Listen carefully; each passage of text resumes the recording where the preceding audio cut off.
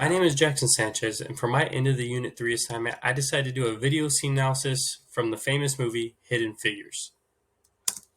The scene I will discuss today is the breaking point of the character Katherine Goble Johnson, and it's a very important scene not only in this movie, but it really represents how gender roles and how even women were portrayed by the media back then, and some of that stuff even carries on in today that I'll talk about later in this presentation. So how is the scene shot? First up, it's changing between two shots specifically. It's the POV shot and the close-up shots. And the reason they switch from this, they really want to get the emotions from the two main characters, as you can see the pictures on the screen here. And it really lets you see how frustrated being a black woman is while working at NASA during this time, and how those women are kind of portrayed in the media as not good enough or not smart enough just based off their race and gender. And it's really messed up. The wide shots also allow you to see the environment. As you can see in the background here, this is a wide shot. And this black lady is surrounded by nothing but white males. And that's known as, the right workers at that time, or the prominent workers at that time. And it's just wrong.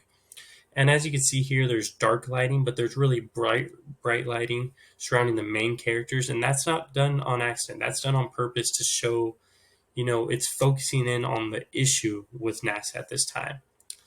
And really, the sound itself is really silent. Only the voices are heard. Again, it's to create that tension and emotion of the scene. How important of a scene is to the movie? I think this scene is the most important scene in the movie. It's what the movie's all about. It lets us see the struggles and the frustration that black women have had in the working industry. And think about how they're portrayed in the media today.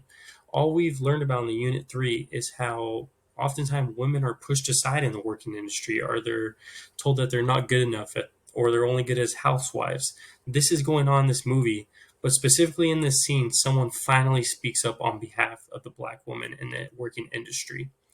It exposes, like I said before, problems in our media today. Our media still puts down women when it comes to working, and how they never get paid enough as men do, and that's just wrong. Also, it shows us the white male privilege, and it really shows us the sexism in the workplace, which we talk about a lot in our lectures. How, men are kind of seen as turned off by women when they see them at work, or, they kind of portray women as sexual objects in the workplace, which is also just wrong. So, the dialogue happening. Finally, there's a conversation. What I mean by this is finally we have a white male and a black woman finally having a conversation and finally bringing up issues at hand. And also, people are finally realizing that there is an issue. In this scene, you see that the white males around her just go dead silent, and they kind of finally think about, why are we treating this black woman so wrongly? Because the media told us to? We're not even thinking for ourselves at this point, and that's what the issue is. So what does the scene say about the characters and the setting overall? First off, it's trying to portray that women are only known as objects to men in the working industry. And what I mean by that, in this specific scene, she also talks about how, she can't wear normal clothes. She has to cover up her whole body because she doesn't want to distract the males. And that's just not right. And the media today, it's also portrayed like that. Like, oh, if a woman dresses, showing a lot of her body, then she doesn't respect herself, which is just not true. And then men are the smartest and best people in the workplace, like we talked about before. Back then and even now, the media often portrays the white male as, the prototype hard worker in the industry, or the smartest in the industry. And also in this scene, you're going to see that she talks about, well, I was just using the restroom, and her boss goes, "You're always in the restroom. I'm not paying you to do that." He doesn't understand her struggles. He's just assuming that she's lazy because she's a woman, and specifically a black woman in this case scenario. Also, it lets us know that NASA back then, yes, it's a prestigious company, but it had a racism and class hierarchy like that we talk about in our lectures going on there back then, and maybe even today. Who knows? And what does the scene say about race, gender, and sexuality? First off, for race, it shows that black, and more importantly, black women, are seen as not good enough or not smart enough. Even in this scene, you see labels like, oh, only she can drink this type of coffee because that's not good enough for the rest of us. And it's just really wrong. Gender, women are portrayed as housewives.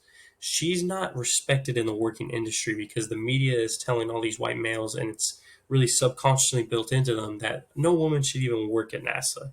They're not smart enough, and it's just really bad stereotypes. And for sexuality, women are seen as more sexualized in the workplace. Like I said before, the beauty standards for women were so up here back then.